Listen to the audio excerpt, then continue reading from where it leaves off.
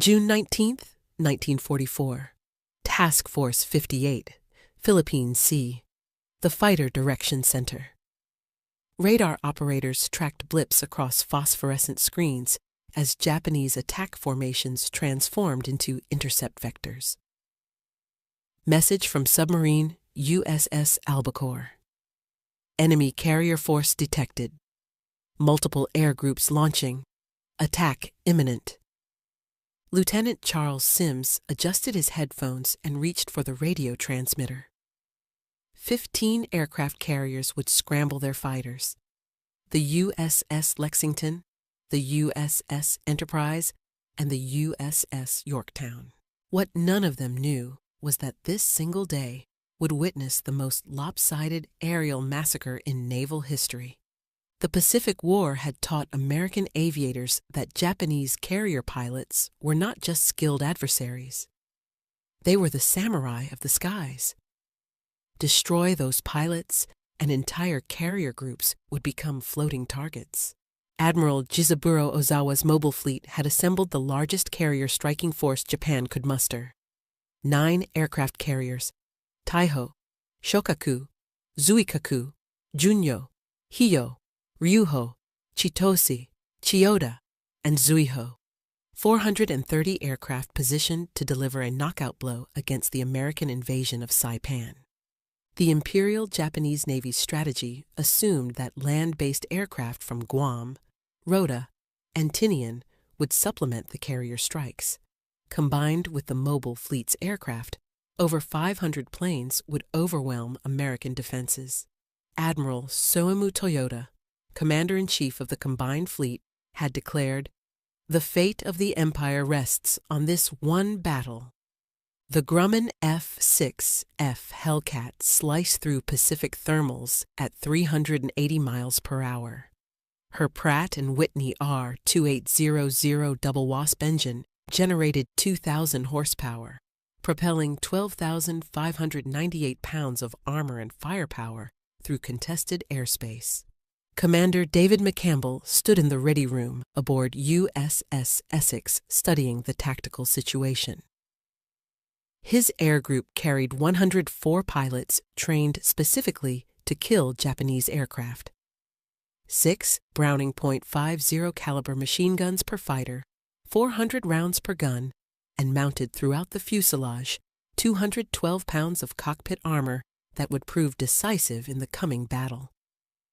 The Hellcat represented American industrial engineering at its peak.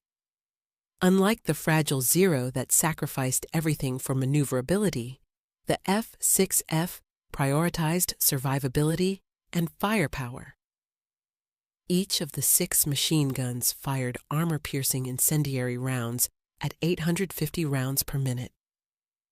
The ballistics were unforgiving. The Zero could outmaneuver the Hellcat in a turning fight.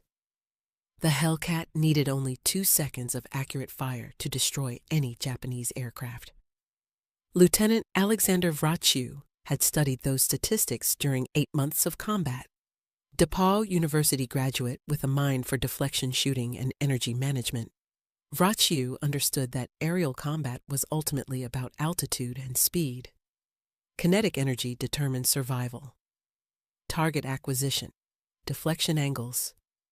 The difference between victory and death often came down to split-second positioning and superior firepower. The American force assembled for this battle was staggering. 15 fleet carriers, 956 aircraft, including 475 Hellcat fighters.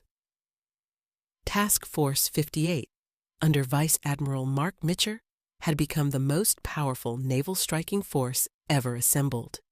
Against this armada, Ozawa could muster 430 carrier aircraft plus approximately 100 land-based planes, already outnumbered nearly 2-to-1 before the first shot was fired. Aboard the Japanese carrier Taiho, Vice Admiral Ozawa reviewed his battle plan. 430 aircraft organized into sequential attack waves. The first mobile fleet displaced 65,000 tons of carrier steel, powered by the finest engines Japanese shipyards could produce. Her air groups contained pilots who had trained for months in preparation for this decisive engagement.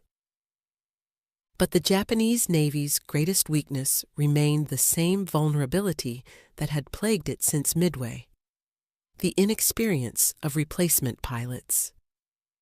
Veterans of Pearl Harbor, the Indian Ocean raids, and the early carrier battles had been steadily attritioned.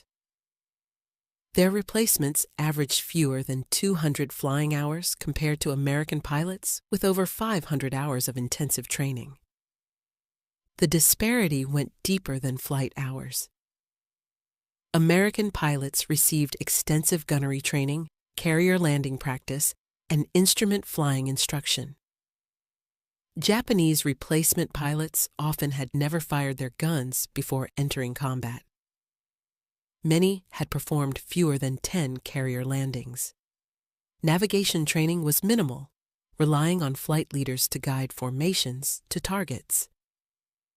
The American ships formed a defensive ring, a layered defense with destroyers on the perimeter, battleships in the middle ring, and carriers at the center. Each ship swept the sky with SK and SC radar systems. Fighter direction officers worked in air-conditioned compartments, their plotting boards tracking every contact within 150 miles. Radar operator First Class James Peterson had been tracking contacts for 14 months across the Pacific. His hands moved automatically across the radar controls as he adjusted the gain and sweep rate. The screen showed clear returns against minimal sea clutter. Weather conditions were ideal for radar detection. Clear skies, unlimited visibility, with no precipitation to create false returns. At 10 o'clock on June 19th, Peterson's scope erupted with contacts. Range 150 miles, bearing 260 degrees, altitude approximately 20,000 feet. He pressed the general quarters alarm and reached for the intercom. "Bridge! Radar! Large raid bearing 260, range 150 miles, Angels 20. On Ozawa's flagship, the attack coordinator had launched the first wave at 0830. 69 aircraft, 16 Zero fighters, 45 dive bombers, and 8 torpedo bombers. Launch time from deck to formation was 23 minutes. Time to target was estimated at 90 minutes, cruising at 180 knots to conserve fuel for the return flight. Fighter Director Lieutenant Joseph Eggert plotted the intercept geometry on his status board. Enemy speed estimated at 180 knots, course roughly 080 toward Task Force 58. Time to intercept approximately 35 minutes if Hellcats launched immediately. The precision of aerial interception depended on accurate vector calculations and fuel management. Admiral Mark Mitcher's response was immediate. "Launch all fighters. Vector 260, climb to Angels 25 inches. The first Hellcat launched at 10:23. Within 12 minutes, 140 F6F fighters were airborne and climbing toward the incoming raid. Each pilot had been briefed on Japanese tactics, aircraft recognition, and the critical importance of maintaining altitude advantage. The Hellcats climbed at 3,000 feet per minute, their powerful engines giving them a crucial edge in the race for altitude. Lieutenant Commander Charles Brewer led the 1st Division of Hellcats from USS Essex, 16 fighters in 4 plane divisions, climbing through 20,000 feet when radar operators called the bogies at 24,000 feet, 30 miles out and closing. "Tally-ho! Bandits! 2 o'clock high!" The sky erupted with twisting contrails as Hellcats dove on the Japanese formation. Brewer's first burst sent a Zero spiraling down in flames. His wingman destroyed a dive bomber with a deflection shot that removed its right wing. Within 90 seconds, 8 Japanese aircraft were falling toward the ocean. The Hellcats' 6.50 caliber guns created a lethal convergence at 300 yards where all 6 streams of bullets intersected. At that range, a 2-second burst delivered 170 rounds into a target area roughly 6 feet in diameter. Japanese aircraft, designed without self-sealing fuel tanks or armor protection, literally disintegrated under such concentrated firepower. Lieutenant Stanley Swede Vaitasa from USS Yorktown described the engagement. They came in perfect formation, like they were on parade. We hit them from above and behind. It was like shooting clay pigeons. They didn't even try to evade. By 11 o'clock, the first wave had been annihilated. 42 aircraft destroyed, 27 damaged and forced to return. Only 12 Japanese aircraft penetrated to attack positions, and of those, 7 were destroyed by anti-aircraft fire from the battleship screen. The new proximity-fused shells, a closely guarded secret, detonated near aircraft without requiring direct hits, creating lethal clouds of shrapnel. At 11:07, radar detected the second wave. 128 aircraft launched from Junyo, Hyo, and Ryuho at 900 hours. This formation included 53 Judy dive bombers, 27 Zero fighters, and 48 torpedo bombers. Lieutenant Commander Kazuo Takahashi, leading the strike, had survived 18 combat missions, including attacks at Coral Sea and Eastern Solomons.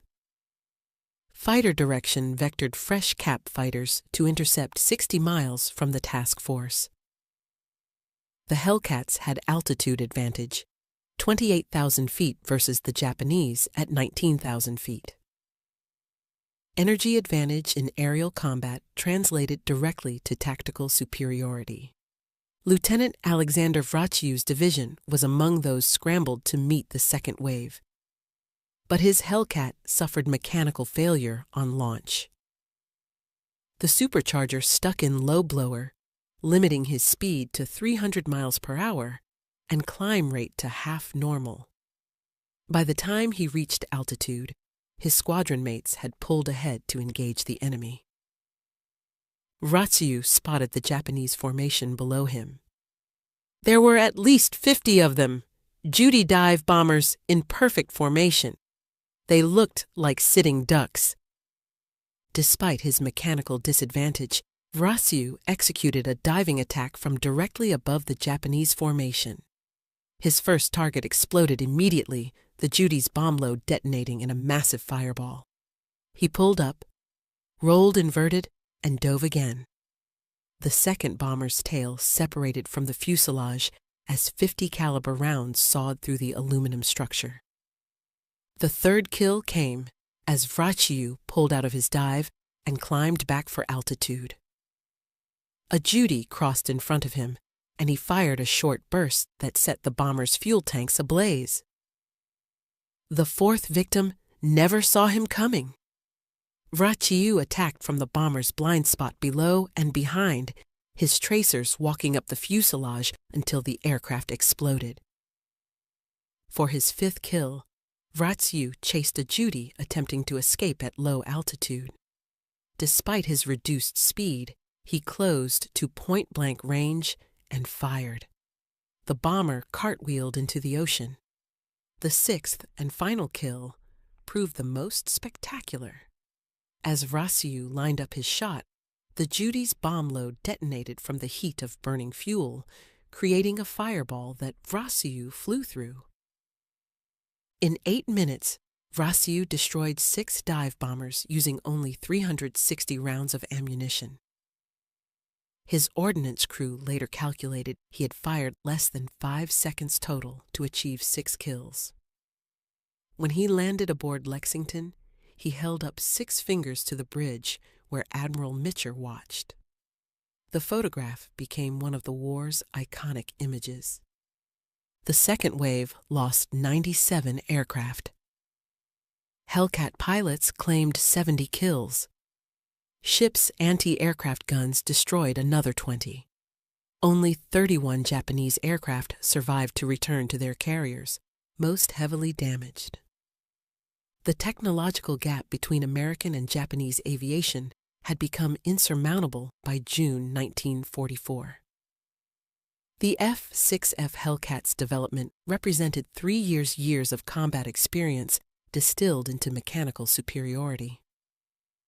The Pratt & Whitney R-2800 double wasp engine produced 2,000 horsepower in standard configuration, 2,200 with water injection. This power drove a 3-bladed Hamilton standard propeller with constant speed control, allowing optimal performance at any altitude. Maximum speed at 23,000 feet was 380 miles per hour. Rate of climb exceeded 3,000 feet per minute. Service ceiling reached 37,300 feet. Defensive systems included 212 pounds of armor plating protecting the pilot, oil cooler, and oil tank. The windscreen consisted of 1.5-inch bulletproof glass capable of stopping 20-millimeter cannon rounds. Self-sealing fuel tanks prevented the catastrophic fires that plagued Japanese aircraft. Total fuel capacity was 250 gallons internal, with provision for a 150-gallon drop tank extending range to 1,530 miles. The fire control system represented American mass production at its finest. 6 Browning M 2.50 caliber machine guns, each firing at 850 rounds per minute with 400 rounds per gun.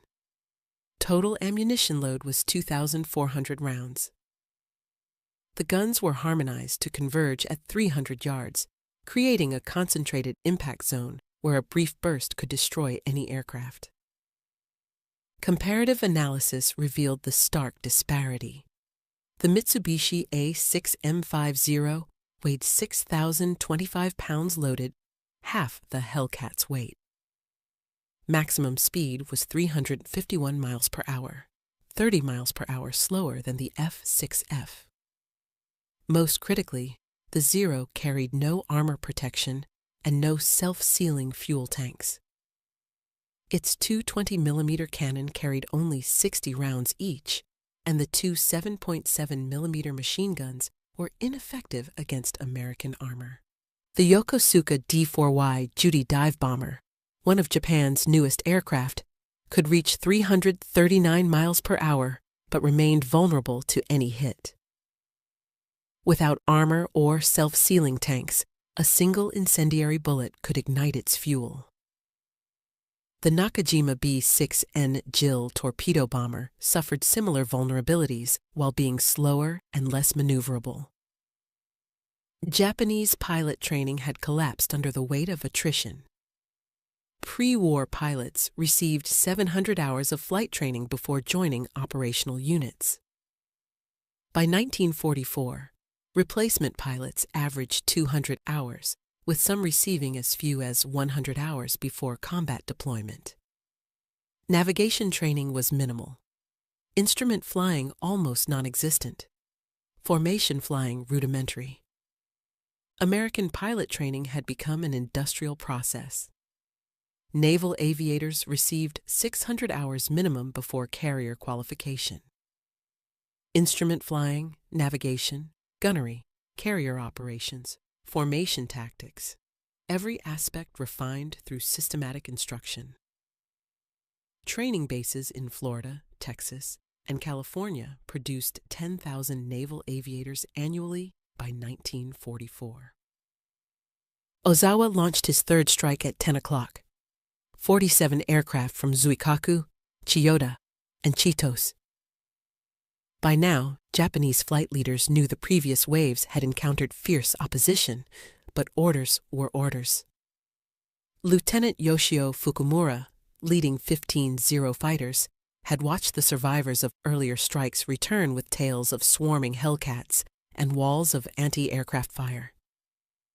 Radar detected the third wave at 1,300 hours, range 120 miles.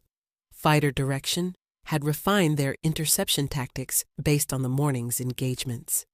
Instead of meeting the raid head-on, CAP fighters would attack from multiple directions simultaneously, preventing mutual support among Japanese formations.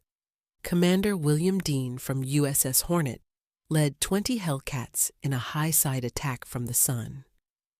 The Japanese fighters, flying protective weave above their bombers, never saw the Americans until tracers started connecting.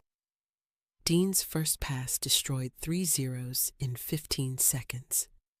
His wingman killed 2 more in the same diving attack. The escort fighters eliminated, Hellcats fell on the bombers with ruthless efficiency. Lieutenant James Shirley from USS Bunker Hill described it. They just sat there in formation while we shot them to pieces. No evasive action, no defensive tactics. They flew straight and level while we made pass after pass.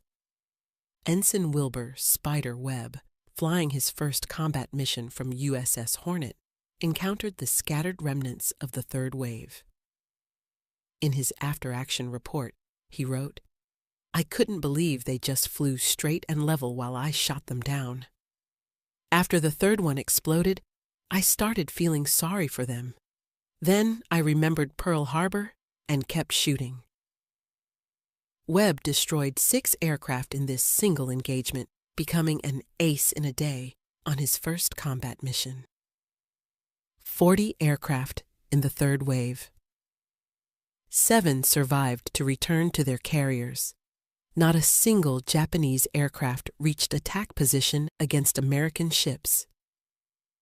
The fourth and final wave launched at 11:30. 82 aircraft from the Japanese carrier division, including 30 Zero fighters, 36 dive bombers, and 16 torpedo bombers. This strike included many of the remaining experienced pilots, held in reserve for the decisive blow, but the strike became disorganized almost immediately. Navigation errors sent half the formation toward Guam instead of Task Force 58. Those that found the American fleet encountered a wall of fighters stacked from 10,000 to 30,000 feet. The Americans had perfected their defense, with fresh fighters constantly rotating through the combat zone. Lieutenant Commander Roger Mealy from Fighting Squadron 2 intercepted the fourth wave 40 miles from the carriers. His division of 4 Hellcats attacked 30 Japanese aircraft. In 12 minutes of combat, they destroyed 17 enemy planes without loss. Mela personally accounted for 5, methodically picking off aircraft from the rear of the formation forward. The slaughter continued as successive waves of Hellcats rotated through the battle area. Fresh fighters with full ammunition replaced those running low. Damaged Hellcats returned to their carriers while mechanics and ordnance crews prepared aircraft for immediate turnaround. The American carriers had become a continuous conveyor belt of destruction, launching fighters, recovering them, rearming, refueling, and launching again. Commander David McCampbell, leading Essex's fighters, demonstrated tactical brilliance throughout the engagement. During the morning battles, he shot down 5 Judy dive bombers in his first sortie. After refueling and rearming, he launched again in the afternoon and destroyed 2 more Zeros over Guam, bringing his day's total to 7 victories. His leadership in positioning squadrons for maximum efficiency while managing fuel and ammunition reserves proved crucial to the defense's success. By 1430, the fourth wave had ceased to exist as a cohesive force. Scattered survivors fled individually toward their carriers or diverted to Guam. American Combat Air Patrol followed them, destroying stragglers across a 100-mile swath of ocean. While Hellcats dominated the air battle, American submarines delivered crushing underwater attacks against Ozawa's carriers. USS Albacore, commanded by Lieutenant Commander James Blanchard, had been trailing the Japanese fleet since dawn. At 9:05, Blanchard fired 6 torpedoes at the carrier Taiho, Ozawa's flagship. One torpedo struck the carrier's aviation fuel tanks. The damage seemed manageable initially, but volatile fuel vapors spread throughout the ship. At 14:32, a massive explosion tore Taiho apart. The newest and largest carrier in the Japanese fleet, commissioned just 3 months earlier, sank with 1,650 crew members. USS Kavala, on her maiden war patrol under Lieutenant Commander Herman Kostler, detected carrier Shokaku at 1100 hours. Kostler fired 6 torpedoes, scoring 3 hits. Aviation fuel erupted through the hangar deck. Bomb magazines detonated in sympathetic explosions. Shokaku, veteran of Pearl Harbor, Coral Sea, and Santa Cruz, sank at 1400 hours with 1,272 men. In 4 hours, submarines had eliminated 2 fleet carriers totaling 60,000 tons. Combined with the aerial massacre, the Japanese Navy had suffered catastrophic and irreversible losses. By sunset on June 19th, the arithmetic of destruction was staggering. Japanese losses: 346 carrier aircraft destroyed, approximately 50 land-based aircraft from Guam and Rota eliminated. 2 fleet carriers sunk. More critically, over 400 pilots and aircrew killed, including most of the remaining experienced aviators. American losses: 29 aircraft in aerial combat and operational accidents. Most pilots were recovered. Total American casualties: 109 dead from all causes, including anti-aircraft accidents and operational losses. The kill ratio exceeded 15-1 in favor of American fighters. Individual pilots achieved remarkable scores. Lieutenant Alex Vraciu, 6 kills. Commander David McCampbell, 7 kills. Lieutenant William Dean, 5 kills. Ensign Wilbur Webb, 6 kills in his first combat mission. The human dimension behind these statistics was profound. Young American pilots, many in their early 20s, had systematically destroyed an entire generation of Japanese naval aviators. Lieutenant Junior Grade Charles Stimson from USS Cabot later reflected, "It wasn't really combat. It was execution. They came at us in waves, and we shot them down in waves. I felt like I was at a target range." Japanese pilot Saburo Sakai, observing from Iwo Jima, later wrote, "June 19th, 1944, was the death of Japanese naval aviation. Our carefully rebuilt air groups, 2 years in training, were destroyed in a single day." The Americans had turned the sky into a slaughterhouse. Those who survived spoke of Hellcats everywhere, above, below, behind. There was no escape. June 20th brought the final act. American search planes located Ozawa's retreating fleet 275 miles west of Task Force 58. Admiral Mitcher faced a critical decision: launch a strike at extreme range, knowing his pilots would return after dark, or let the Japanese escape. At 16:30, Mitcher gave the order: launch everything. 216 American aircraft launched in the fading light, 85 Hellcats, 77 dive bombers, and 54 torpedo bombers. They found the Japanese fleet at sunset, attacking through desperate anti-aircraft fire. The strike sank carrier Hio and 2 fleet oilers, while damaging carriers Zuikaku and Chiyoda, battleship Haruna, and cruiser Maya. Japanese combat air patrol, reduced to fewer than 35 operational fighters, could offer minimal resistance.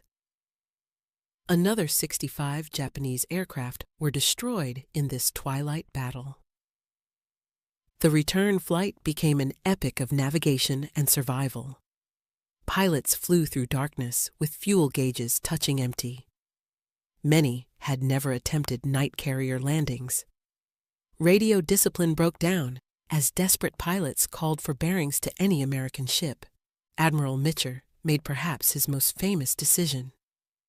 Turn on the lights.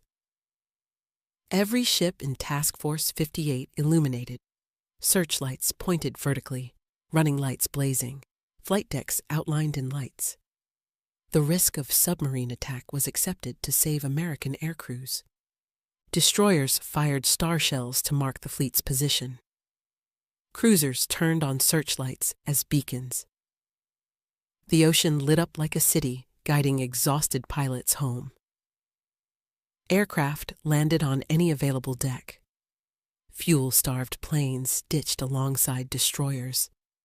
Damaged aircraft crash-landed on carriers, their crews pushing them overboard to clear decks for others still airborne.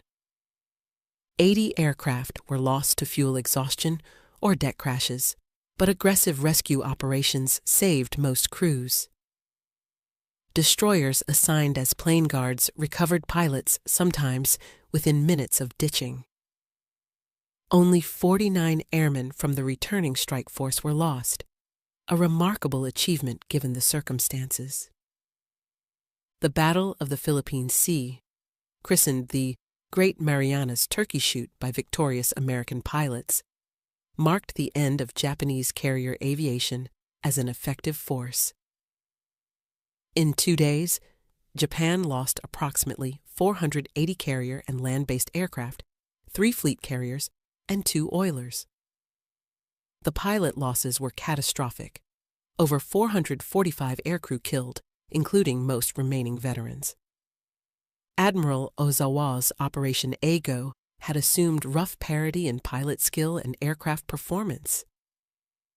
Instead, Japanese pilots encountered American aviators with superior training flying superior aircraft supported by superior radar and fighter direction. The technological and training gap had become unbridgeable. The Marianas fell to American forces within weeks. B-29 superfortresses based on Saipan, Tinian, and Guam would soon bring the Japanese homeland under sustained strategic bombardment.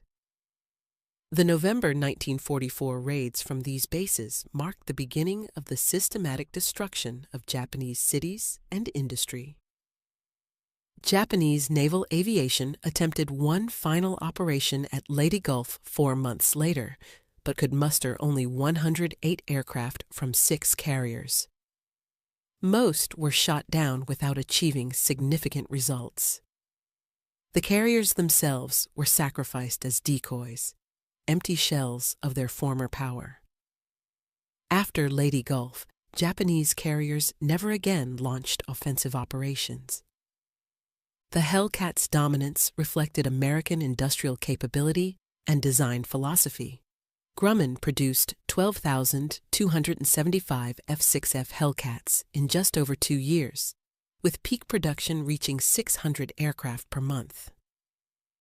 Each aircraft required 20,000 man-hours to construct, yet assembly lines achieved remarkable efficiency through standardization and minimal design changes. The basic F6F design remained essentially unchanged from 1943 to 1945, while Germany and Japan continuously modified their fighters seeking marginal performance improvements. America focused on mass production of a proven design. This philosophy extended throughout American aircraft production. Quantity with adequate quality defeated quality without quantity.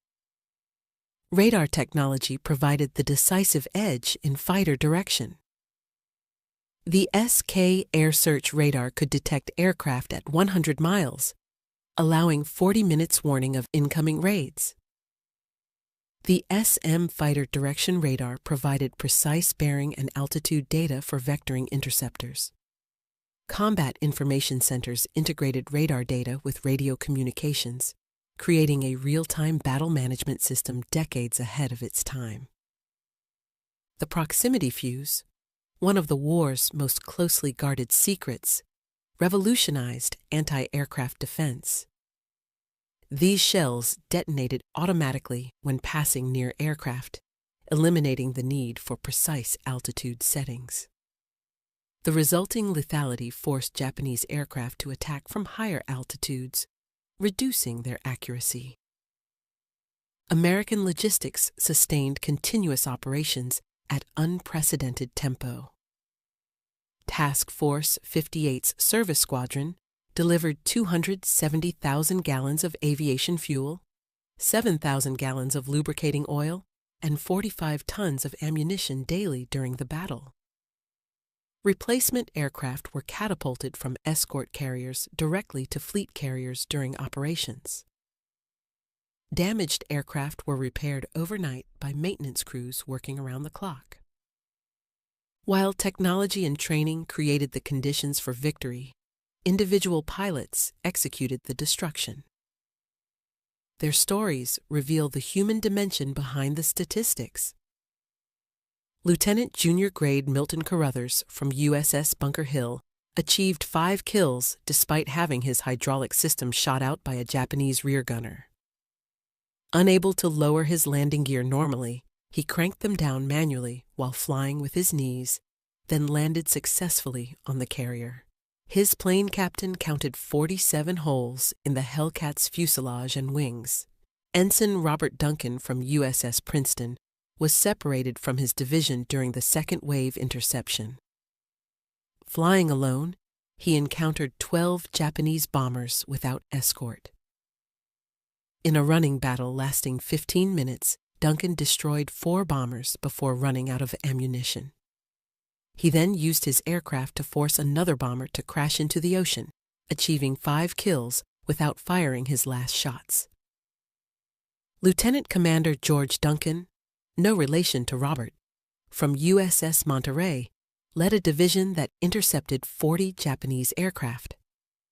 Outnumbered 10-1, Duncan's 4 Hellcats destroyed 19 enemy planes in 8 minutes.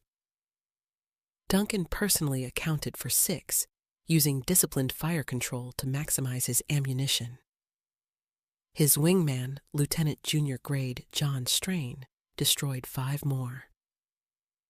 The coordination between pilots demonstrated American tactical superiority. Divisions maintained mutual support while engaging multiple targets. Wingmen protected leaders during attacks. Damaged aircraft were escorted home by teammates. This disciplined teamwork contrasted sharply with the increasingly desperate individual efforts of Japanese pilots. For Japanese aviators, June 19th was apocalyptic. Pilot Officer Yoshijiro Shirahama, one of 15 survivors from carrier Zuikaku's air group, later testified, "We knew we were flying to our deaths when we saw the wall of Hellcats waiting for us. The sky was filled with tracers. Planes exploded everywhere. I saw at least 20 of our aircraft destroyed in less than a minute." Lieutenant Commander Akira Tarui, leading torpedo bombers from Chiyoda, watched his entire squadron annihilated. The Americans attacked from above, below, and both sides simultaneously. We had no chance to maneuver or counterattack. My gunner was killed in the first pass. My controls were shot away in the second. I crashed into the sea and spent 6 hours in the water before a destroyer found me. The few experienced pilots understood their situation was hopeless. Lieutenant Sadamu Komachi, an ace with 12 victories, survived by immediately jettisoning his bombs and fleeing at wave-top height. He later wrote, "The young pilots followed their training and maintained formation while being slaughtered. Those of us who survived did so by abandoning all tactical doctrine and running for our lives." The psychological impact was devastating. Ensign Takeo Miyazawa, who returned to Carrier Junyo with his aircraft riddled with bullets, reported, "The Americans were everywhere.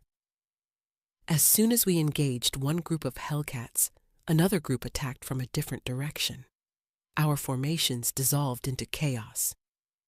Pilots were screaming on the radio. I saw at least 30 of our planes going down in flames simultaneously. Admiral Mark Mitcher's leadership proved decisive throughout the battle. His decision to launch everything available against the incoming raids rather than maintaining reserves maximized defensive firepower when it mattered most. His controversial choice to illuminate the fleet for returning pilots demonstrated moral courage, risking submarine attack to save his air crews. Mitcher's fighter direction officers coordinated the most complex aerial defense in naval history. Managing over 450 fighters simultaneously required precise coordination between radar operators, fighter directors, and squadron commanders. The system worked flawlessly, vectoring fighters to optimal intercept positions while managing fuel states and ammunition loads. Admiral Raymond Spruance, commanding Fifth Fleet, faced criticism for not pursuing Ozawa's fleet more aggressively. However, his primary mission was protecting the Saipan invasion force. His cautious approach prevented any possibility of a Japanese end run against the vulnerable transports and supply ships. The 50,000 troops ashore on Saipan depended on continuous supply from the invasion fleet. Admiral Ozawa, despite the catastrophic losses, conducted a skilled withdrawal under terrible conditions. His decision to transfer his flag from the sinking Taiho to cruiser Haguro, then to carrier Zuikaku, maintained command continuity. His after-action report honestly assessed the disaster. The enemy's fighter direction and pilot quality exceeded all estimates. Our aircrew training was inadequate for this level of combat. Behind the fighter pilots, thousands of sailors sustained the aerial defense. Plane handlers moved aircraft on crowded flight decks with choreographed precision. Ordnance men loaded millions of rounds of ammunition. Mechanics repaired battle damage between sorties. Landing signal officers guided damaged aircraft aboard despite hydraulic failures, wounded pilots, and fuel exhaustion. Aviation machinist mate first class Roberto Martinez from USS Lexington recalled, "We turned around aircraft in 12 minutes. Refuel, rearm, check the engine, patch bullet holes with fabric and dope, and launch again." We worked 20 hours straight during the battle. Nobody complained. We knew our pilots were counting on us. The ammunition expenditure was staggering. Task Force 58 fired over 2.4 million rounds of .50 caliber ammunition on June 19th alone. Ordnance crews loaded 15,000 rounds per hour at peak tempo. Belt after belt of ammunition moved from magazines to aircraft, a continuous flow that never stopped during daylight hours. The medical response saved numerous lives. Flight surgeons treated wounded pilots between missions, allowing many to return to combat. Pharmacist mate second class James Thompson from USS Enterprise performed emergency surgery on a pilot whose foot was nearly severed by cannon fire. The pilot flew again 3 weeks later with a prosthetic attachment on his rudder pedal. Rescue operations achieved remarkable success. Destroyers assigned as plane guards recovered pilots sometimes within minutes of ditching. Submarines on lifeguard stations saved aviators hundreds of miles from the task force. OS-2. U-Kingfisher floatplanes launched from battleships and cruisers rescued pilots from inside Japanese-controlled waters. American codebreakers had provided strategic warning of Japanese intentions weeks before the battle. The decoded Japanese naval messages revealed Ozawa's basic plan, order of battle, and approximate timing. This intelligence allowed Spruance to position his forces optimally and prepare for the expected attack patterns. The capture of the Z-plan documents from Admiral Koga's crashed aircraft in March 1944 had given American planners detailed insight into Japanese strategic thinking. Every aspect of Operation Eigo was anticipated and countered before the first aircraft launched. Radio intelligence units aboard carriers intercepted and translated Japanese tactical communications in real time. Lieutenant Charles Sims, a Japanese language specialist aboard USS Lexington, monitored enemy pilot conversations throughout the battle. His translations provided immediate tactical intelligence on Japanese formations, targets, and damage assessments. One intercepted transmission revealed the depth of Japanese despair. A squadron leader called out, "This is impossible! They know where we are before we see them. It's not fighting, it's murder." Sims translated this in real time, boosting American morale while confirming the effectiveness of fighter direction. The intelligence advantage extended to technical knowledge. Captured Zero fighters had been thoroughly analyzed, revealing every strength and weakness. American pilots knew exact turning radii, climb rates, and vulnerable points. Training programs incorporated this knowledge, teaching pilots precisely how to fight Japanese aircraft. The Marianas Turkey Shoot fundamentally altered the Pacific War's trajectory. Japanese carriers would never again launch significant offensive operations. The Imperial Navy's carefully rebuilt air groups, 2 years in training, had been eliminated in 8 hours of combat. Production statistics illustrated Japan's impossible position. American factories produced 36,000 combat aircraft in 1944. Japan manufactured 13,000, most of inferior quality using substitute materials due to resource shortages. American pilot training programs graduated 65,000 aviators in 1944. Japan trained fewer than 5,000, most with minimal flight hours. The technological gap continued widening. America introduced improved fighters like the F-4U-4 Corsair and F-8F Bearcat. Radar systems improved monthly. Proximity-fused anti-aircraft shells made attacking American ships virtually suicidal. Japan had no response except the desperate kamikaze tactics adopted 3 months later at Leyte Gulf. Strategic bombing from the captured Marianas began in November 1944. B-29s flying from Saipan and Tinian systematically destroyed Japanese cities and industry. The March 1945 firebombing of Tokyo killed more people than either atomic bomb. The atomic bombs that ended the war flew from Tinian's North Field, built on an island captured because Japanese naval aviation could not stop the American invasion. The institutional knowledge lost with Japan's veteran pilots could never be replaced. Flight instructors were pulled from training units to fill combat squadrons, further degrading training quality. By war's end, Japanese pilots averaged less than 40 hours flight time before entering combat. Many never successfully landed on a carrier.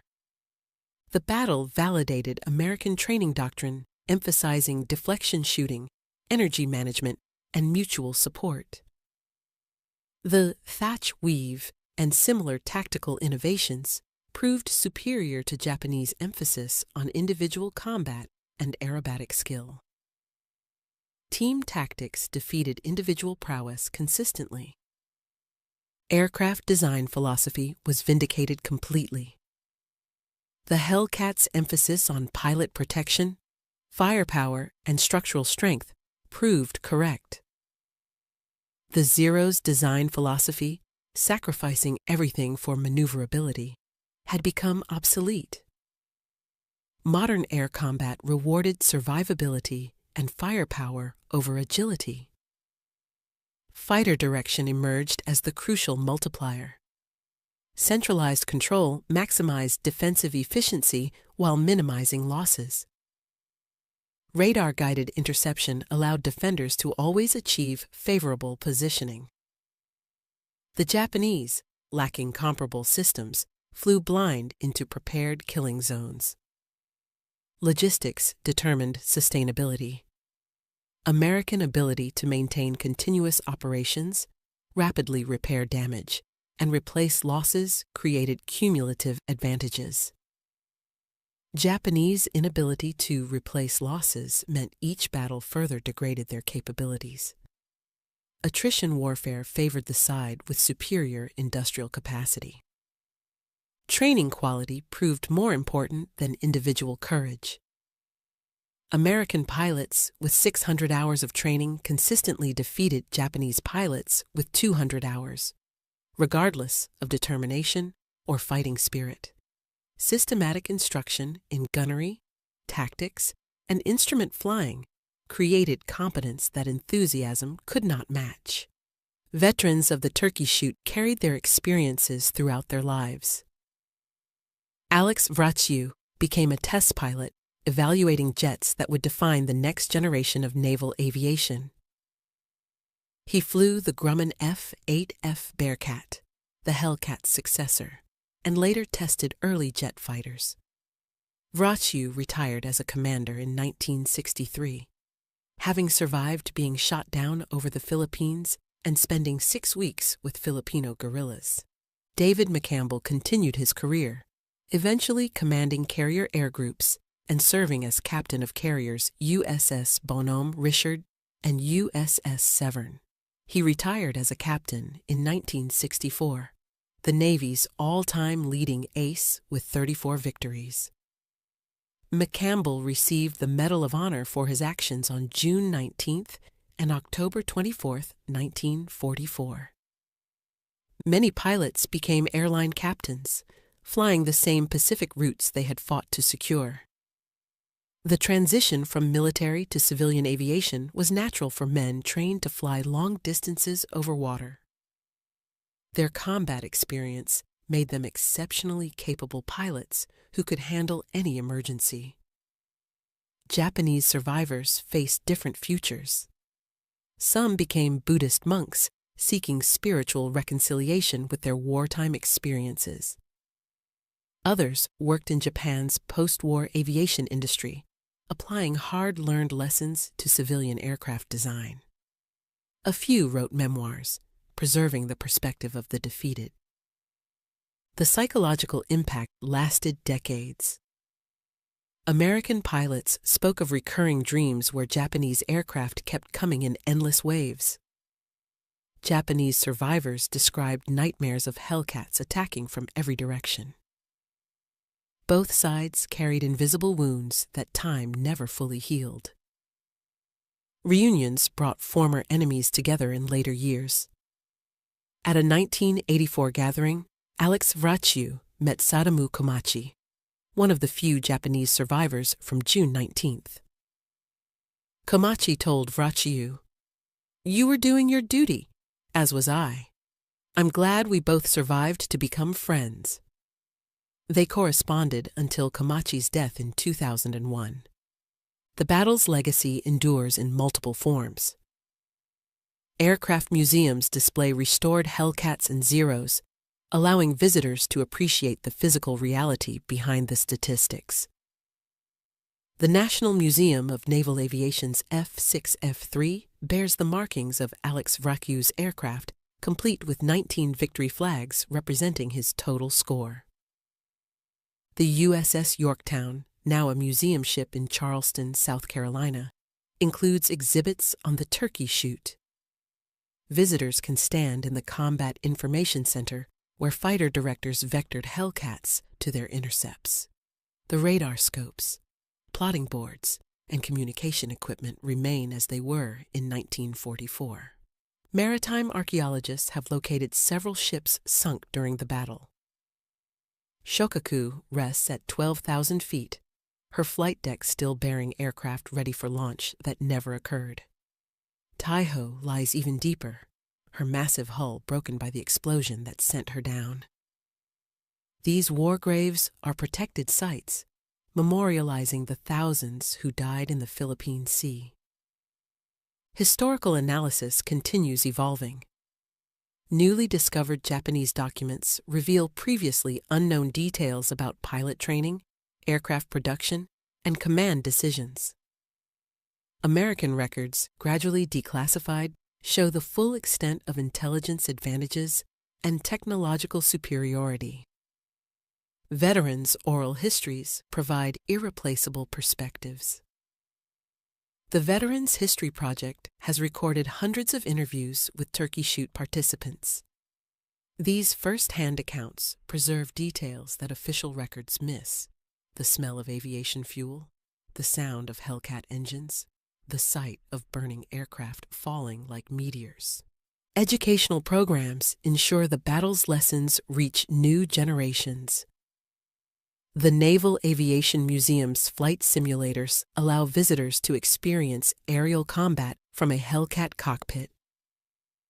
Documentary films combine veteran interviews with computer-generated recreations of the battle.